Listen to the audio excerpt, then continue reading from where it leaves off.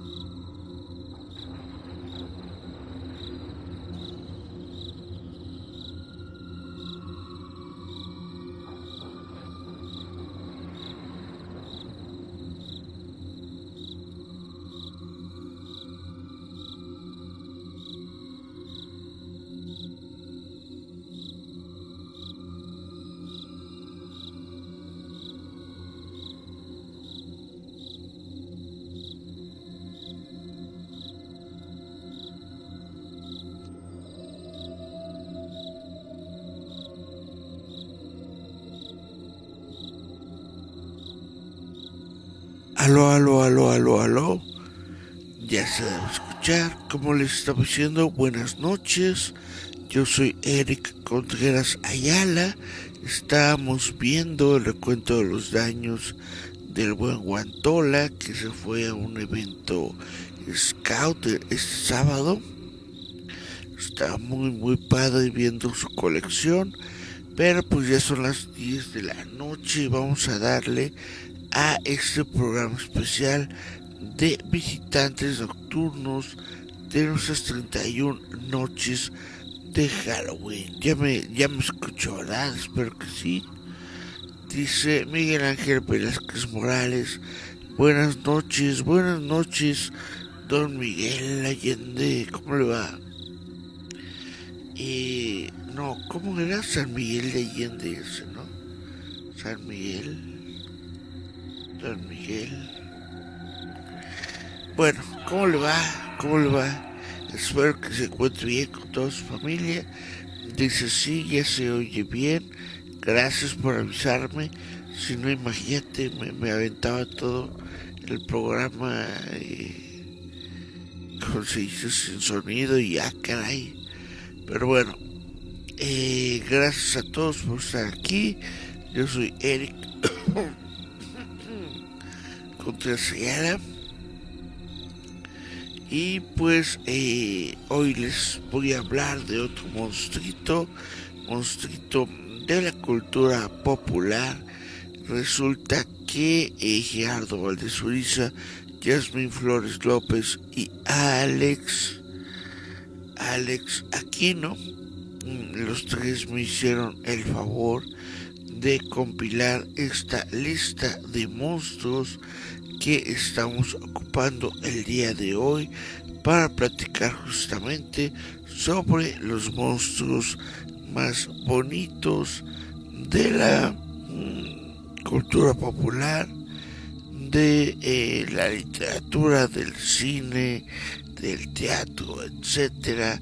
Y pues hoy, de hecho, hoy tenemos un dibujo de Raziel que nos muestra el tema de hoy, que son chan chan chan chan las jóvenes brujas, ñaca ñaca ñaca. Pues hoy vamos a hablar de brujas. Chun, chun, chun, chun. Está muy bonita, la verdad es que está muy bonita esta ilustración de Raziel. Pues básicamente es una chavita bonita con su sombrero de bruja y su gatito Michi. Básicamente combina dos de mis favoritos en un dibujo, que son las chamaconas y el Michi. Entonces ya con eso este dibujo tiene mi voto. Cuando sea la fecha, cuando sea el momento de hacer voto, yo creo que voy a votar por este dibujo de Raziel porque es el que más me ha gustado. Tiene ahí como una florecita que no sé si le está pensando el Michi o es parte como que del hechizo o algo así. Y bueno, la muchacha anda como en bikini, etcétera, etcétera.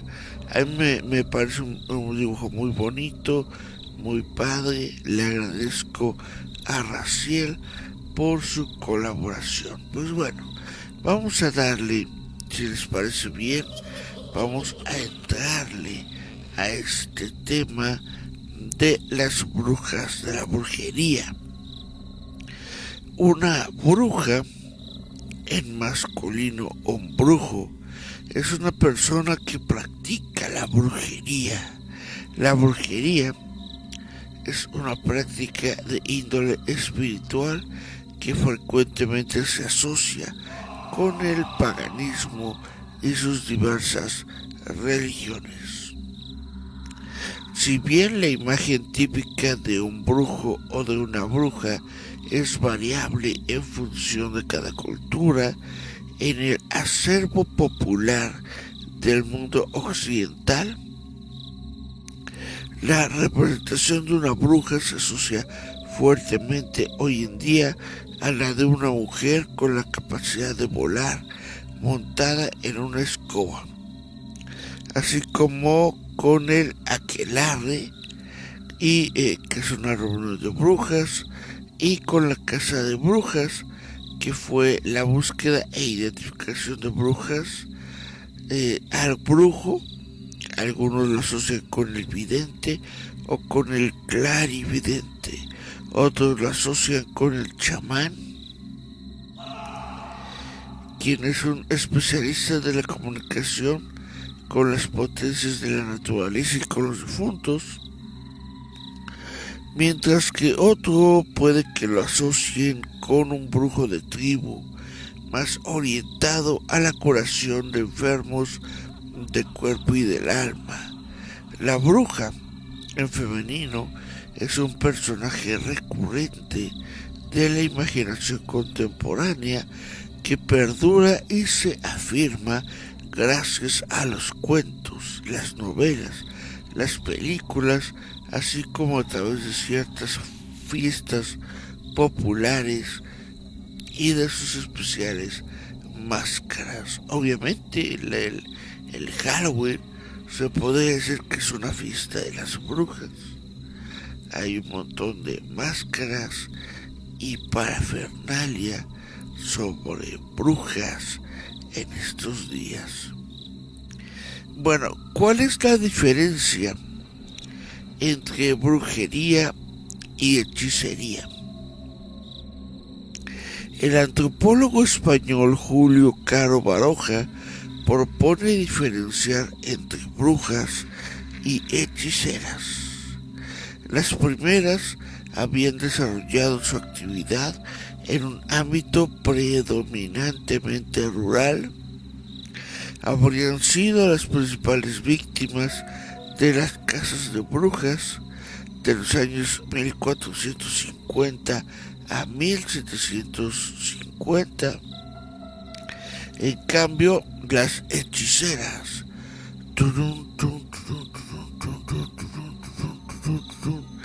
las hechiceras, conocidas desde la antigüedad clásica, son personajes fundamentalmente urbanos.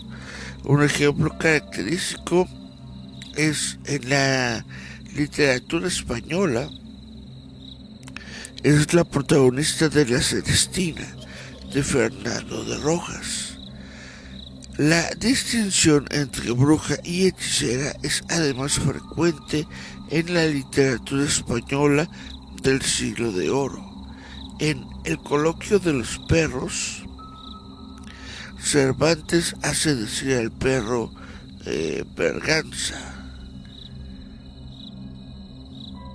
y que dice: he querido dejar todos los vicios de la hechicería en que estaba engolfada. Muchos años había y solo me lo había guardado en la curiosidad de ser bruja, que es un vicio dificultísimo de dejar.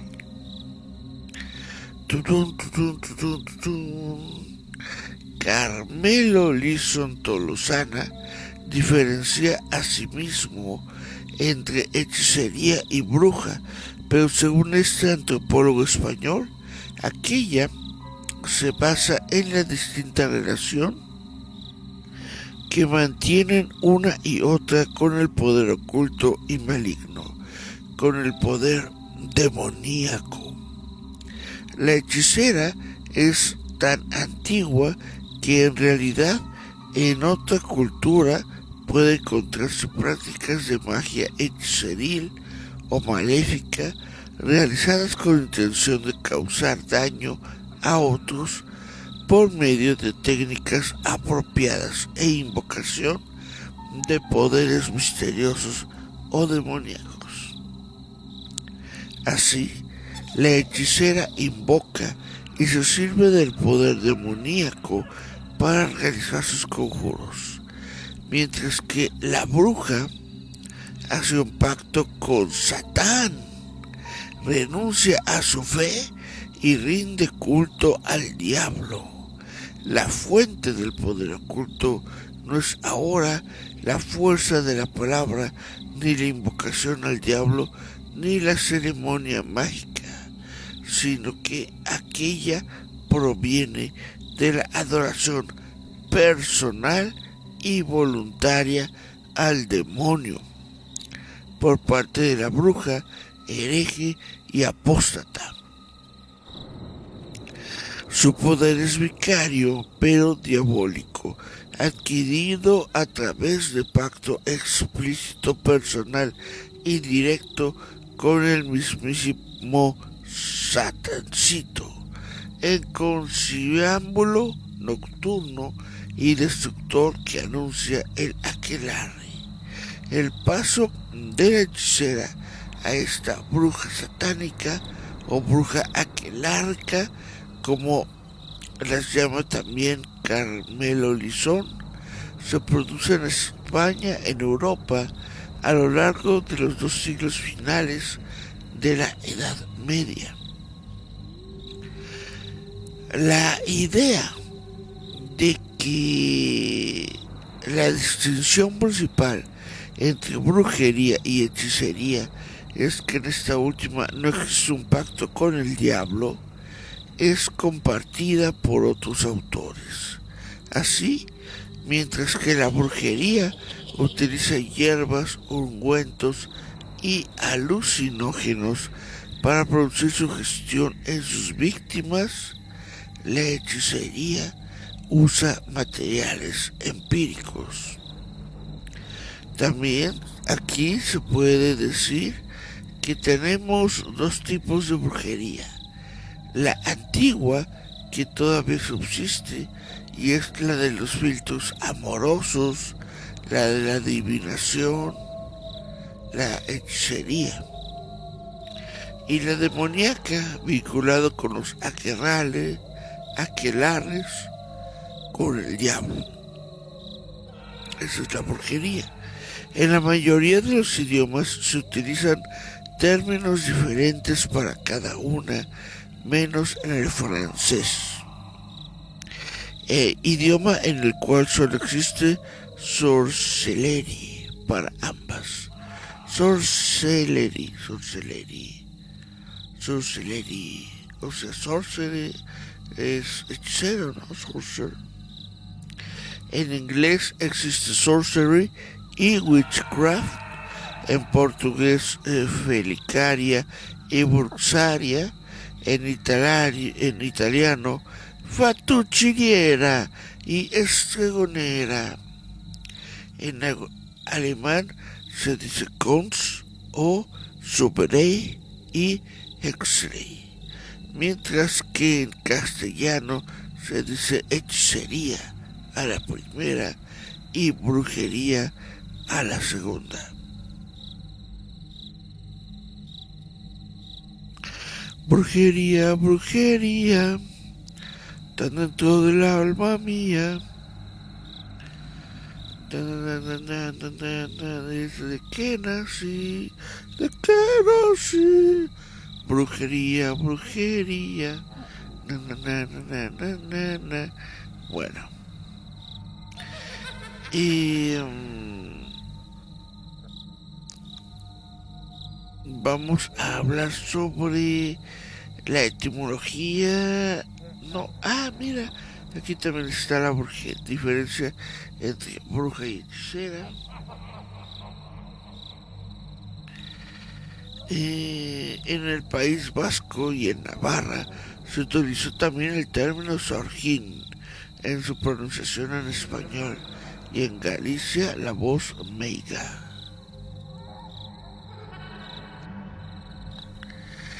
Entonces, según Carmelo Lizón, el conjuro revela el carácter bastardo de Celestina, alcahueta mestiza, resultado de un cruzamiento entre bruja y hechicera, aunque se confiese cliente del demonio, sabe bien su arte y conoce y sabe los agüeros y activa a voluntad el poder intrínseco a líquidos, hilados y palabras. Además, para asegurarse el éxito, pacta con Satán, pero nótese el pacto arrogante y altivo, exigente y amenazante, en pacto entre iguales, esto es, entre dos agentes teúricos tan poderosos como malvados.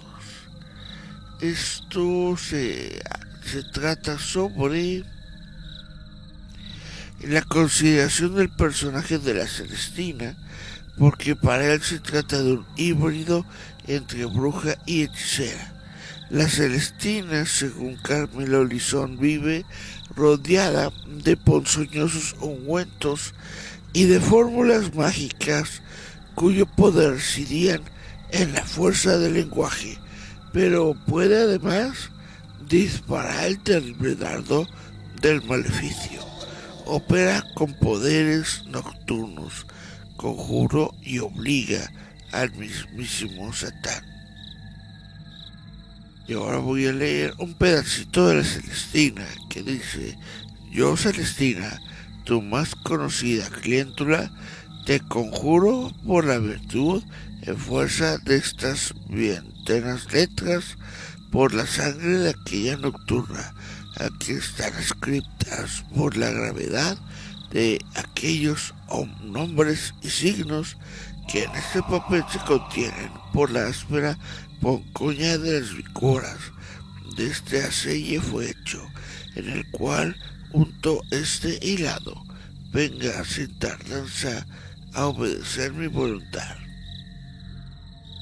Si no lo haces con presto movimiento, temas me por capital enemiga, heriré con luz tus cárceles tristes y oscuras, acusaré cruelmente tus continuas mentiras, apremiaré con mis ásperas palabras tu horrible nombre, y una otra vez te conjuro, y así confiando en mi mucho poder, me parto para allá con mi hilado, donde creo te llevo ya envuelto. Chan, chan, chan. Por otro lado, en la mayoría de los idiomas se utilizan términos diferentes para designar a la hechicera, en la que no existe el pacto diabólico, y la brujería, en la que sí existe. Menos en el francés, que solo existe sorcellier. Caray, esto ya lo había leído. Chan, chan, chan, chan. Esto se llamó déjà vu. Pero bueno, las brujas son raras en la Biblia y son condenadas por Moisés. No obstante, se alude a Saúl consultando a una bruja en Endor para así poder hablar con Samuel ya muerto. Es difícil llegar a concretar una visión más o menos exacta de la brujería en la antigüedad. Sin duda, En ese tiempo, la misma era reprobada o al menos temida por amplios sectores de la población e incluso prohibida. Plinio el Viejo alude a la interdicción de la misma en Roma por la ley de las 12 tabias hacia el 450 AC y por su parte la Lex Cornelia prohibió su práctica y condenaba a muerte a aquellos que se daban los procedimientos de la brujería. Y ahora cito a la Lex Cornelia. Los adivinadores, los hechiceros y los que hacen uso de la brujería con malos fines, los que evocan a los demonios, los que intentan confundir con insistencia y violencia, los que para perjudicar emplean imágenes de cera, serán castigados con la muerte. Chun chun chun. Esa era la Lex Cordelia. Cayo Mecenas aconsejó a Augusto de rechazar a los adeptos de las religiones foráneas. Con esta cita: es de ellos que surgen las conspiraciones y las sociedades secretas, muy peligrosas para el reino de un monarca. No obstante lo señalado, numerosas referencias, especialmente literarias, testimonian la práctica continua de la brujería durante la antigüedad. La diosa Hécate era quien entonces dirigía la brujería y los encantamientos. Ciertas regiones y ciertos lugares eran considerados puntos de pasaje al mundo infernal y estaban asociados a zonas tales como pantanos, lagos, cementerios, bosques. La Tesalia, pradera fértil con múltiples cursos de agua, parecería la región de origen de las brujas en Grecia. Lucio Apuleyo la califica de tierra natal del arte mágico y muchos personajes mencionados en la literatura tienen ese origen. Erictón, bruja tesaliana, personaje importante del libro 6 de la Farsalia de Marco Anneo Lucano, en esta epopeya que cuenta la batalla de Farsalia que tuvo lugar en 48 AC en Tesalia. Sexto Pompeyo se encuentra con una bruja y le pregunta cuál sería el resultado de la guerra. Erictón entonces hace hablar a un muerto para así revelar la suerte de la batalla. Esta bruja vive en medio de tumbas y desde esa posición puede escuchar lo que pasa en los infiernos. Por cierto, es delgada y fea y sus cabellos revueltos en su cabeza tienen el aspecto de serpientes. Solamente sale durante la noche o con tiempo de tormentas. Pánfilo es un personaje de El asno de oro de Lucio Apuleyo y también habitaba en Tesalia. La obra evoca los espíritus de los muertos. Ella se apodera de todos los jóvenes que ve, transformándolos en piedras o en animales si se resisten. La Cólquida, actualmente Georgia, es la tierra de origen de Medea, quien conoce los encantamientos, los afrodisíacos, los ritos de Hécate y que incluso es capaz de amaestrar a un dragón. En el Esquilinio, una de las 7 colinas de Roma, donde antes del imperio se encontraba el cementerio de pobres, Quinto Horacio Flaco evocó a la bruja Canidia, expresando que con otras brujas tan pálidas como ella excavaron fosos y de ahí hicieron correr sangre de muertos y hablaron con ellos. ¡Ujaja! Déjenme ver si hay mensajitos en redes sociales. Chun, chun, chun. Dice, buenas noches, tarde pero seguro. Hola, buenas noches, Marlene. Gracias por estar aquí acompañándonos en esta noche de brujas. Literal, esta es una noche de brujas.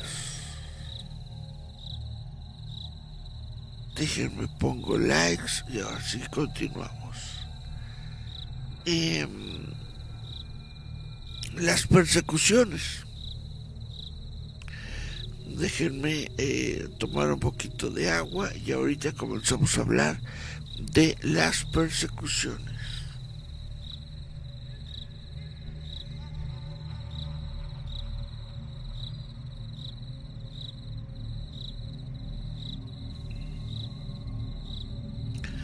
Pues resulta que al comienzo del medievo, Clodoveo I, rey de los francos del año 481 a 511, promulgó la llamada ley sálica, condenando a las brujas a pagar fuertes multas. En lo que respecta a Carlomagno, su código de leyes establecida entre los años 780 a 82 contemplaba la prisión para los adeptos a la brujería, pero es en 1326, a través de una bula, bule,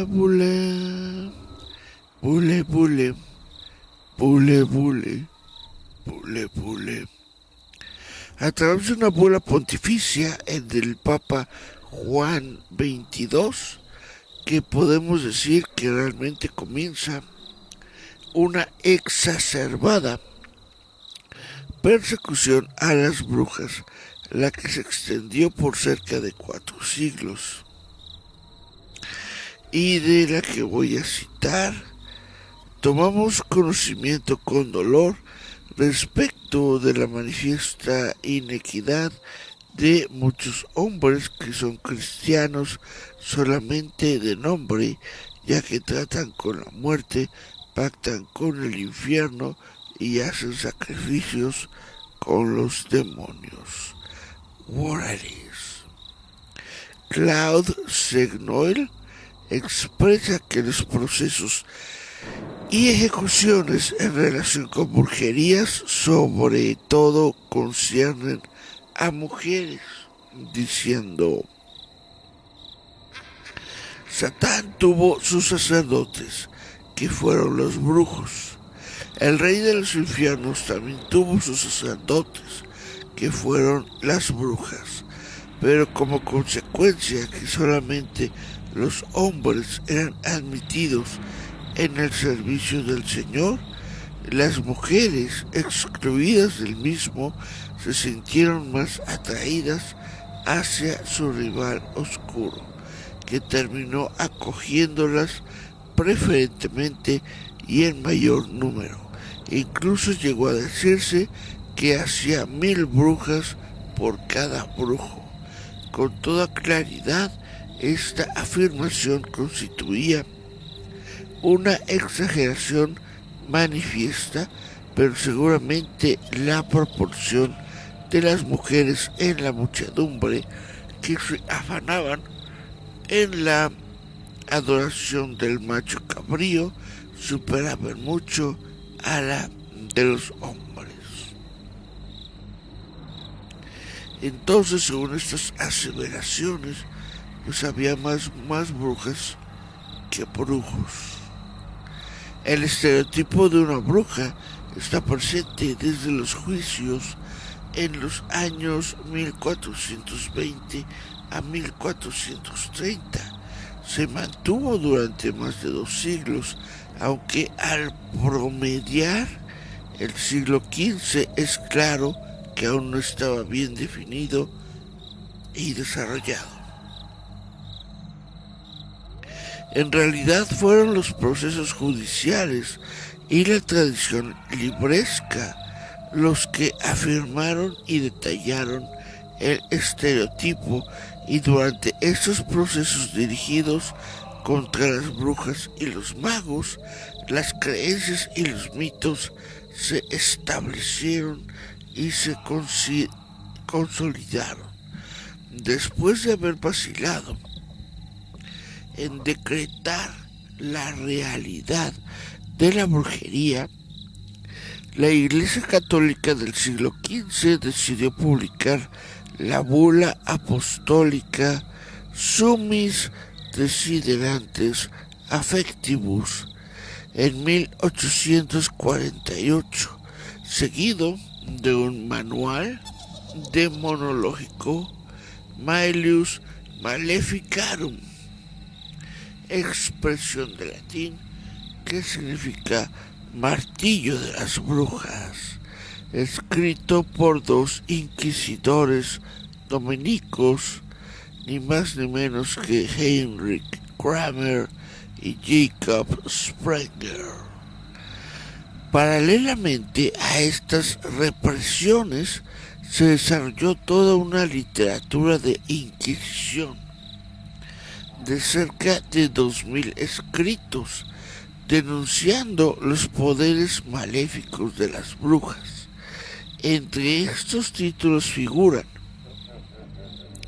entre muchos otros, Le Marteau des Sorcières, primer libro de bolsillo de la Monomaille des Sorcières de Jean Bodin, Discurso execrable de los hechiceros de Henry Boget. La otra vez, recuerdan, me estaban preguntando qué tipo de libros, qué tipo de cosas estaban guardadas en los archivos del Vaticano. La verdad es que debe estar repleto de copias de estos libros escritos por ellos mismos, por la Iglesia Católica, y desarrollados justamente por los inquisidores, y que fueron utilizados durante el tiempo de la Inquisición, escritos no por brujas, sino por los propios inquisidores. Ahora, el efecto de estas obras en la casa de brujas es bastante discutido. El interés del martillo de las brujas reside en la síntesis de una variedad de creencias sobre las brujas, las que ahí se presentan con formato de tratado o compendio bien estructurado y completo, brindando así un soporte teológico a las ideas y a las ideales de que esta forma se pretendían promover. No obstante lo señalado, este escrito, si bien se difundió ampliamente en su época, claramente no originó un aumento inmediato del número de procesos, aunque muy posiblemente sensibilizó a los jueces respecto de los crímenes de brujería. Unos 30.000 ejemplares de este manual se pusieron en circulación hasta su última edición del año 1669, y también otros varios tratados sobre brujas y brujería fueron paralelamente publicados. En 1563, John Wheeler, médico en la corte del ducado de Cleveris, deseoso de suavizar y atemperar las primeras persecuciones, afirmó que consideraba a las brujas como simples espíritus perdidos, lo que Michel de Montaigne compartió y reafirmó en la reedición de sus ensayos en 1588. Ahí se considera tratar a estas mujeres como afectadas de locura, sometiéndolas a un tratamiento con Helleborus. Las ejecuciones de brujas se legitimaban por las confesiones de los inquisidores, que los inquisidores les arrancaban, a menudo bajo tortura o engaño, y confundiendo a las inculpadas con promesas mentirosas. Jean Bodin apoyaba y justificaba estos abusos. Decía: es cosa virtuosa, necesaria y laudable de mentir y engañar con tal de llegar a la verdad y salvar la vida de inocentes. Es considerable no recurrir a estas prácticas, arriesgando que los males y que la destrucción continúen. Al inicio solamente eran desarrollados y dirigidos por gente de iglesia.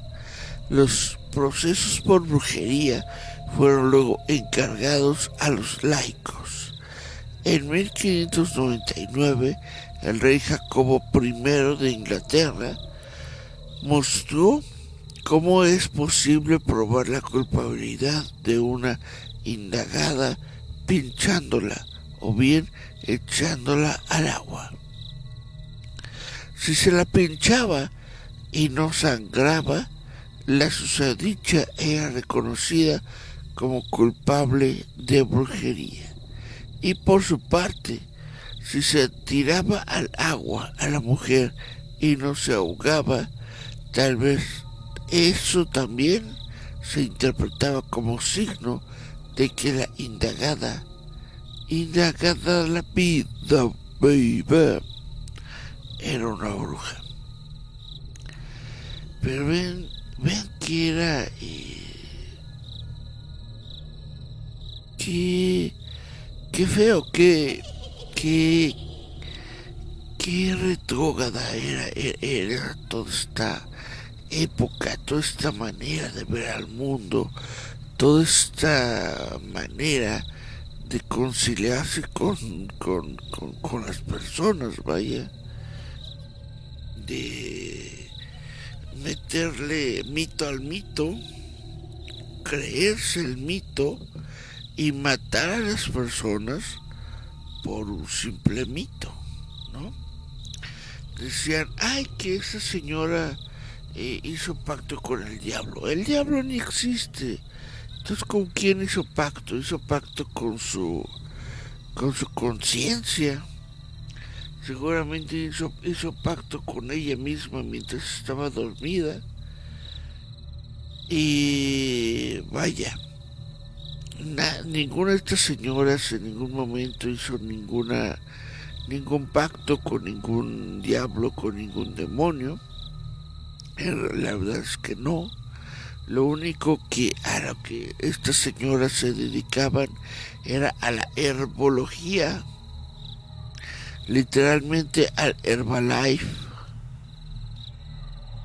Y ya nada más por eso ya eran consideradas brujas. Y luego, obviamente, ya después, cuando creció esta paranoia y se consideraba bruja prácticamente a todo el mundo, pues ya ni cómo hacerle. Pero imagínate, tu tía, la del Herbalife, tu tía la que vende desayunos,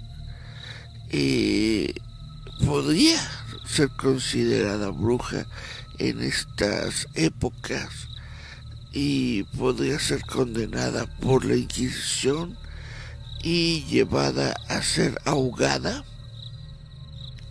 en un río, a ver si se ahogaba. Si no se ahogaba era inocente. O ser pinchada, a ver si sangraba. Si no sangraba era bruja, y si se sangraba pues era inocente. Pese a que generalmente se asocian Edad Media con brujas y brujerías, en realidad fueron en los siglos XVI y XVII, ya en la Edad Moderna, los que sufrieron las persecuciones más horribles y numerosas. Anteriormente se consideraba que los brujos eran tanto hombres como mujeres, pero con el nuevo tiempo los procesados de brujería fueron casi exclusivamente en contra de las mujeres. Básicamente otra forma de excluir a la fémina de las sociedades judio-cristianas, machistas, oprimistas de la época. El paroxismo o locura colectiva surgió cuando los tribunales civiles suplantaron el monopolio de la Iglesia en relación con todo lo concerniente a la brujería. La caza de brujas conoció dos etapas álgidas. La primera entre 1480 y 1520. La segunda entre 1560 y 1650.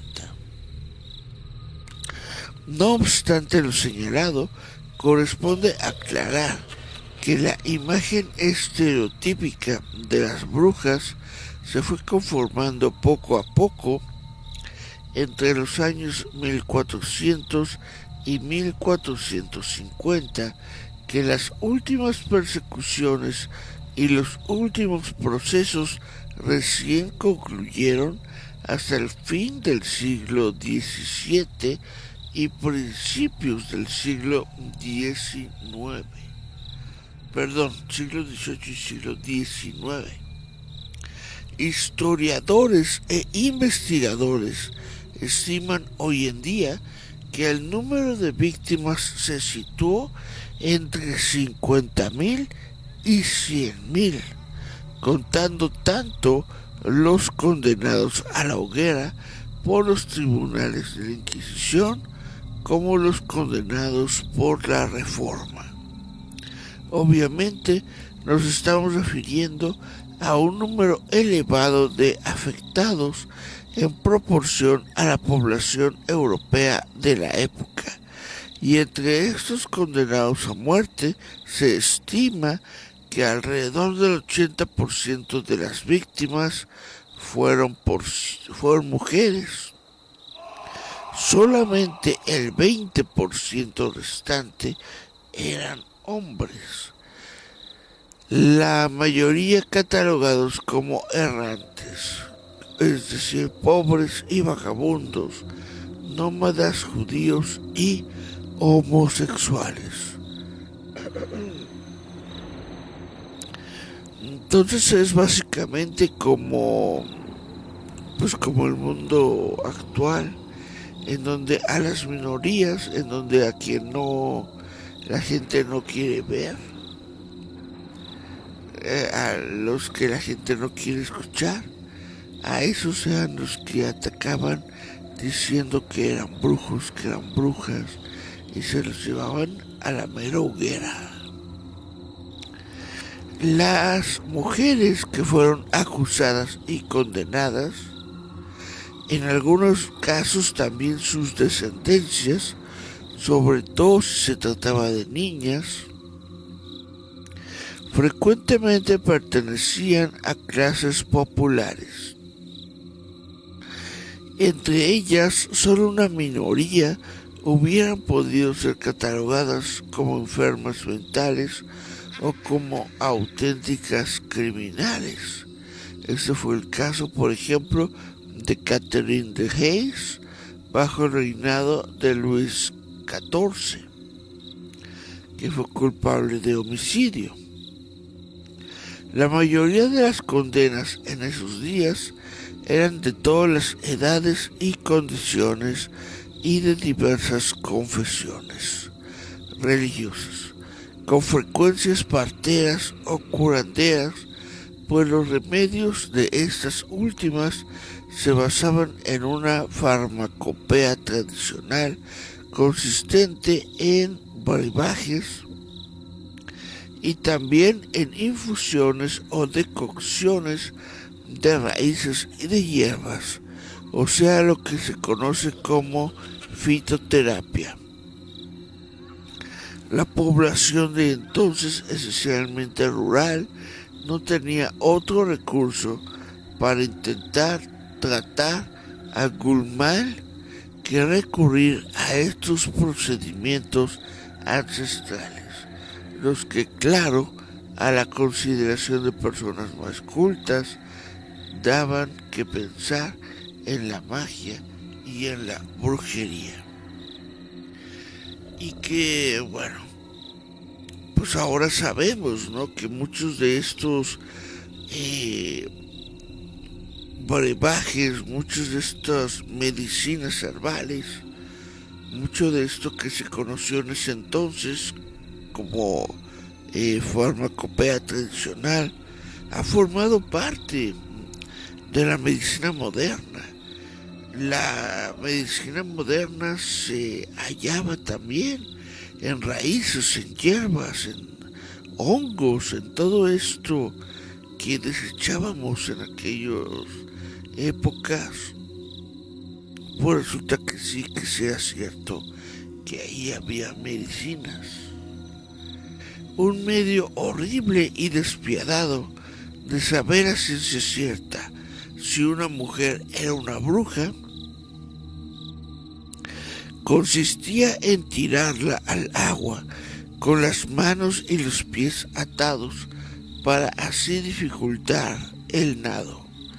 Como en teoría una bruja era más liviana que el agua, si flotaba y no se ahogaba, era rápidamente rescatada y quemada viva. Mientras que si por el contrario la mujer se ahogaba, esto era prueba de que había muerto inocente. O sea, pura peladez.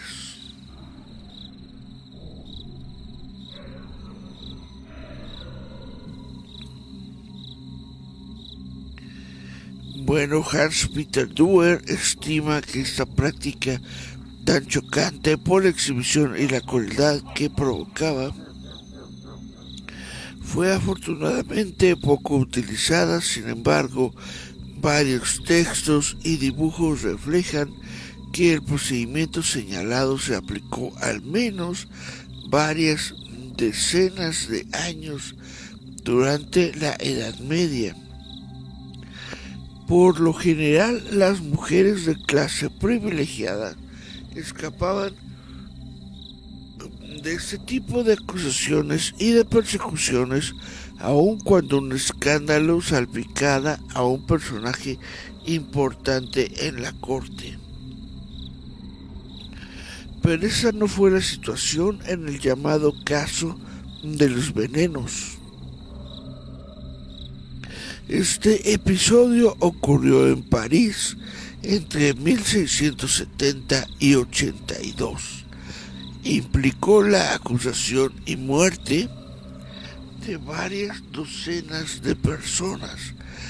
Por su parte, Catalina de Medici no vaciló en utilizar este tipo de acosos y de procesos para eliminar a algunos personajes políticamente molestos en oportunidad de ejercer las sucesivas regencias en nombre de sus hijos menores entre 1559 y 1574. La creencia en las brujas y los procesos de brujas realmente comenzaron a ponerse en duda en forma más o menos generalizada a partir del fin del siglo XVII. Un pastor alemán de nombre Anton Pretorius, de la Iglesia Reformada de Juan Calvino, editó en 1602 el libro sobre el estudio en profundidad de la brujería y de las brujas. Mira qué bonito que un perrito haya hecho un librito. Hay que conseguirlo. Hay que conseguir el librito del pastor alemán Anton Pretorius.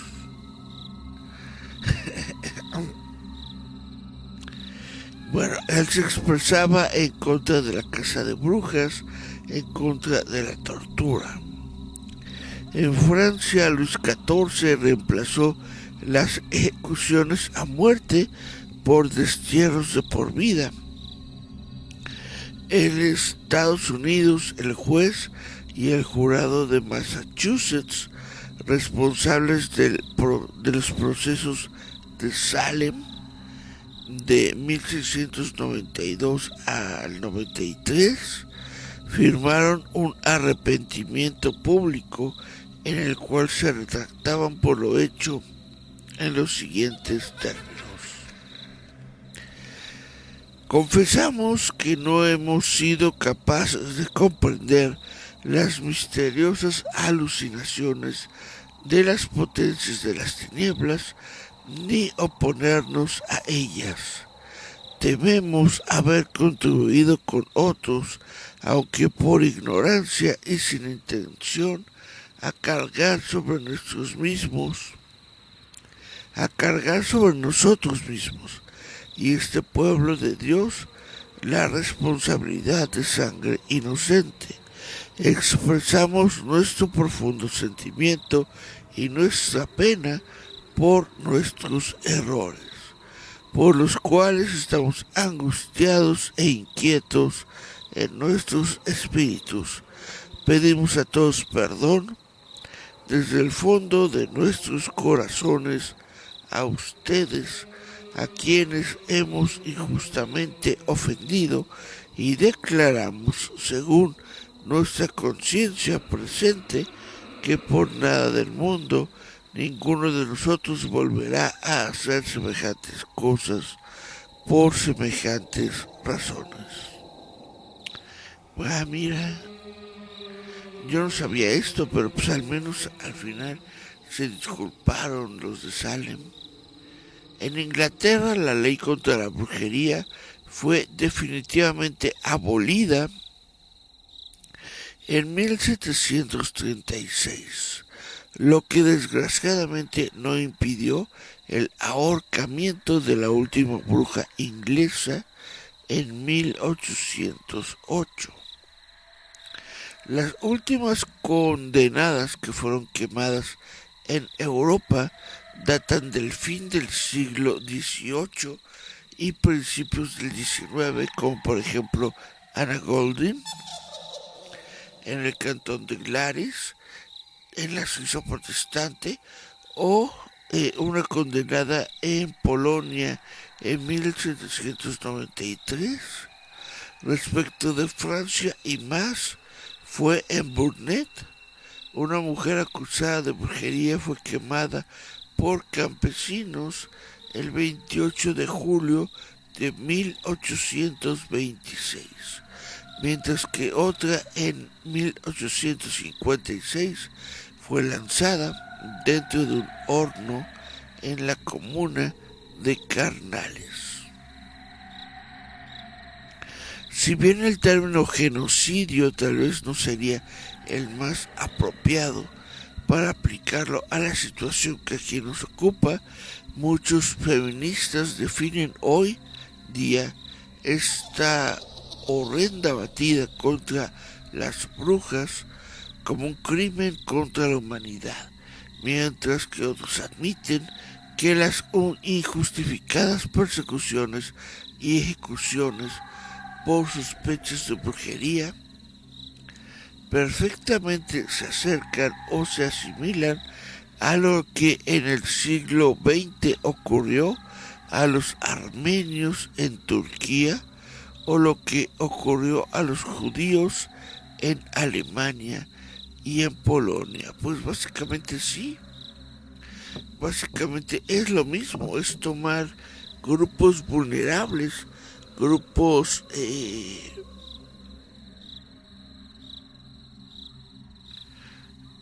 grupos vulnerables, como se les dice en las colonias, no, ¿cómo se les dice? Bueno, son los grupos más pequeños de personas dentro de una comunidad,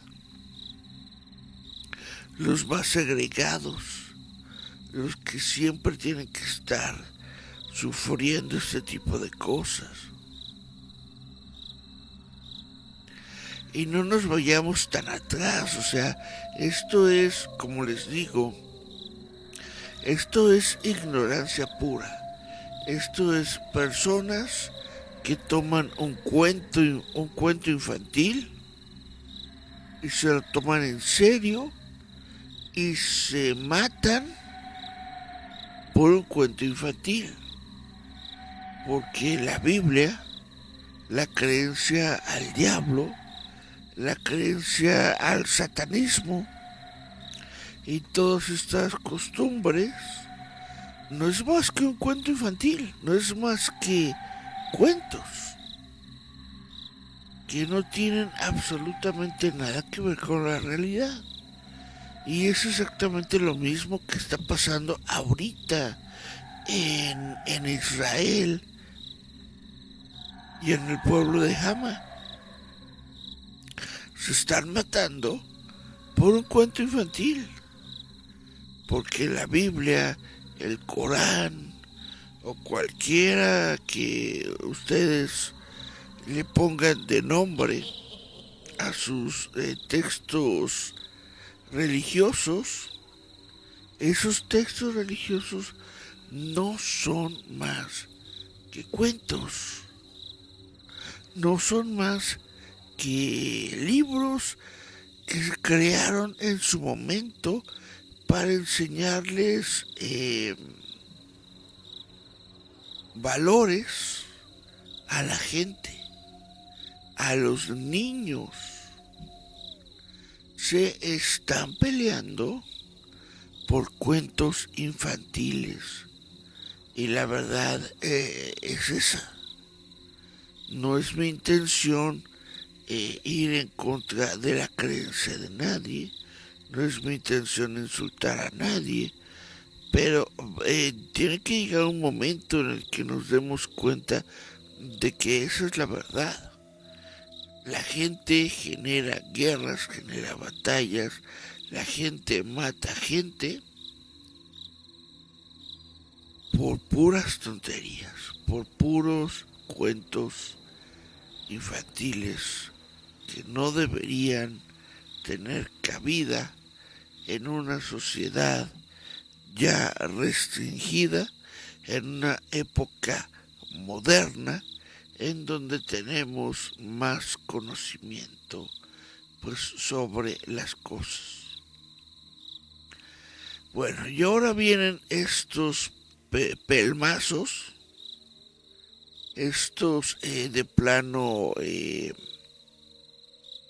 criminales con autorización, que es la Santa Inquisición en la Nueva España. Y es que desde la instalación del virreinato en México, la Santa Inquisición hizo aparición en el territorio. Se sabe que antes de 1571 ya habían funcionado dos tipos de organizaciones inquisitorias. La primera fue organizada por los evangelizadores que acompañaron a las fuerzas invasoras. La segunda fue conocida como la ordinaria, dirigida por obispos, y en 1571 se conforma el Tribunal Inquisitorial de la Nueva España, contando con una jurisprudencia de 3.000 kilómetros cuadrados. Por decreto real, el Santo Oficio no podía acusar ni proceder contra los indígenas, lo que delimitaba muy bien el campo de acción del organismo. A diferencia de las brujas europeas, que cargan con una condición de malvadas y destructoras, las novohispanas presentan una figura de construcción y cuidado por la realidad dispar e inhóspita que significaba la vida en la tierra americana. Por lo general, las mujeres acusadas de brujería eran aquellas que se encargaban de la magia erótica, que no era otra cosa más que unir a dos personas que de forma oficial o ilícita no tendrían posibilidad. Básicamente, pues hacer sus brebajes y sus pociones de amor para personas que de otra forma pues no podían alcanzar el amor. Además, casi todas ellas eran españolas, criollas, mestizas o mulatas en menor medida, usualmente solteras o con un estatus social cuestionable. Otro tipo de oficio, como el de curandera, por lo general no era perseguido, pues la misma Inquisición lo tenía prohibido al tratarse de personas indígenas. Los castigos no eran tan severos como la hoguera, pero consistían normalmente en 200 azotes, destierro o alguna amonestación económica. Chan, chan, chan, chan. Y bueno, en la época moderna, bueno, y de la misma cuenta como con los vampiros, las brujas es un tema muy extenso, muy extenso. Yo creo que ya nos estamos pasando de la hora, ya son las 11 y todavía no les hablo de la época moderna de la pues de la ida contra las brujas, cómo es que se inicia a una bruja, cuáles son sus prácticas, cómo se realiza el pacto con el diablo, qué es el sabbat, la noche de Halloween, el vuelo de brujas, etcétera, etcétera. Todavía hay mucha información que dar, pero con lo que voy a cerrar el programa de hoy es justamente con la noche de Halloween. La fiesta de Halloween, tal como se la vivía hace ya 10 siglos, se realizaba coincidiendo con el Año Nuevo Celta y es una fiesta pagana que respecto de nuestro calendario se celebraba el 1 de noviembre. Era una fiesta importante en los países celtas, pues era la fiesta de Samhain, el dios de la muerte. Se creía entonces que la noche procedente al 1 de noviembre los espíritus de los muertos aparecían y se mezclaban con los vivos, así como con todos los espíritus de los lugares sagrados, con los enanos obreros, los enanos oscuros, los gnomos, los lutines, las hadas y también con los demonios más negros surgidos del infierno. Esta era una noche para conjurar y alejar estos sortilegios que los antiguos tenían costumbre de hacer grandes fogatas y junto a estas fogatas danzar, reír, gritar, con el fin de así vencer sus propios miedos. Se creía que en el curso de estas noches especiales las brujas montaban ahorcadas en sus respectivas escobas, hechas de madera de retania y untadas con un ungüento compuesto de diversas y particulares plantas. En el siglo II de nuestra época, Lucio Apuleyo cuenta en la obra El asno de oro como una bruja llamada Pampil se aprontaba para volar para el Sabbat. Ella abrió cierto gabinete, de ahí retiró varias cajas, mirando entonces la etiqueta de una de ellas y retirando de ahí un ungüento, se frotó con sus manos por todo el cuerpo durante un tiempo considerable, cubriéndose así con este aceite desde la punta de los pies hasta los cabellos. Y bueno, esta celebración a la muerte, este culto a la muerte, esta fiesta de Samhain, es lo que celebramos aquí en Visitantes Nocturnos, con 31 noches previas a la llegada de Samhain. Como ven a Goyito con su tacito, con su mascarita de Samhain. Y bueno, esto es lo que nosotros promovemos: reír, gritar, danzar para vencer sus propios miedos. En una sociedad civilizada, en una sociedad donde se sabe tanto sobre cultura, en una sociedad donde se sabe tanta información sobre otras partes del mundo, en una sociedad como la nuestra, no debería caber el miedo. No deberíamos vivir todos en perpetuo miedo. El miedo no nos libera, el miedo nos hace esclavos. Eso es lo que sucede en la sociedad norteamericana, que prácticamente vive todo el tiempo con miedo, vive todo el tiempo creyendo que el invasor va a llegar a sus tierras, vive todo el tiempo creyendo que necesita defenderse, que necesita utilizar armas. El miedo también vive en las sociedades ignorantes. Lamentablemente, el miedo está muy arraigado, muy perenne, prácticamente parte del ADN del mexicano.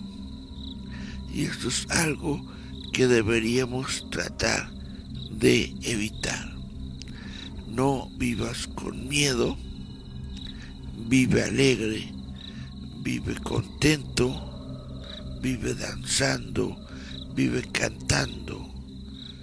Por eso nosotros le tenemos respeto y tenemos la costumbre de saludar al espectro de Samhain, el dios de la muerte, durante 31 noches de Halloween. Vamos a ver, chan, lo que nos dice Miguel Ángel Velázquez Morales. Dice, de las brujas de Salem, exactamente, fue horrible lo que ocurrió con las brujas de Salem. Dice Miguel Ángel, entonces una bruja de estos relatos no sería lo mismo que los brujos de Tatemaco. Pues los brujos de Tatemaco, no sé a quién le recen o quién es el que les brinda sus poderes. Pero pues ya son diferentes costumbres, ya son diferentes creencias que van de muchos años. No sé si les he contado, bueno, no es una experiencia así tan grande o tan especial, pero pues yo tuve durante unos 5 años, estuve saliendo con alguien de Veracruz. Y justamente pues estas personas de Veracruz seguían muy cristianos, muy apostólicos, católicos, romanos, pero también eran muy dados a ir a las brujas, a ir justamente en peregrinaciones a Tatemaco. La suegra, la mamá de mi ex, era muy dada a ir justamente con un brujo, a que le leyera su fortuna, a que le dijera qué es lo que iba a pasar, y pues les daban cosas por hacer, les daban oraciones que hacer, cositas que comprar, obviamente, ¿no? Que la vela fulana de no sé qué, que la vela sutana de no sé cuándo, que el perfume de no sé qué para no sé qué cosa. Y pues ahí iban. A mí me tocó un par de veces, si no es que más de un par, pues que me dejaban a mí solito en la casa y se iba toda la familia a buscar al brujo por alguna situación que ellos tenían, por alguna situación que ellos tuvieran en la casa, y pues así de plano se iban aunque tuvieran visita, y yo ahí me quedaba en la casa solito custodiando. Pero bueno, estas son historias ya para otro tiempo. Le vuelvo a agradecer a Raciel. Muchas gracias, Racielito, por tu dibujo de esta brujita Bobabó. Está muy padre, la verdad, me gustó mucho este dibujo. Si no aparece otro que me guste, yo creo que yo sí voto por Racielito. Y bueno, pues este es el dibujo de Raciel de las brujas, parte del octubre, parte de las 31 noches de Halloween de Visitantes Nocturnos. Pues bien, solo me queda despedirme de esta noche. No me hubieras dejado esta noche, porque esta misma noche encontré el amor. Esta es una de las 31 noches de Halloween. Ya les expliqué mi filosofía del Halloween, de este programa que se llama Visitantes Nocturnos, que es parte de Roboto.mx. Así que no me queda más que despedirme por esta noche, decirles que y amenazarlos con volver mañana y volver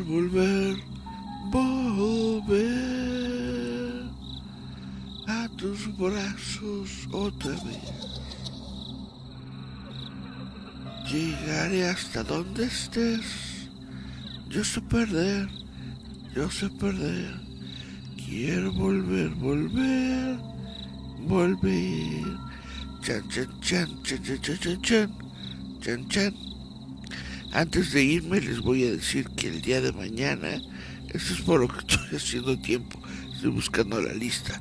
El día de mañana se presenta, vamos a hablar de otro monstruo. El día de mañana vamos a hablar ni más ni menos que de los gatos negros, de Michi Negro. Chan, chan, chan, chan. Mañana es día del Michi en Visitantes Nocturnos en sus 31 noches de Halloween. Y pues bueno, por favor espérenlo. Si no tienen nada mejor que hacer, nos escuchamos, nos vemos mañana para hablar de Michis, pero no de cualquier Michi, sino del Michi moreno. Por lo pronto les digo, estas son las 31 noches de Halloween, porque esto es Halloween. No tengan miedo. ¡Wahaha!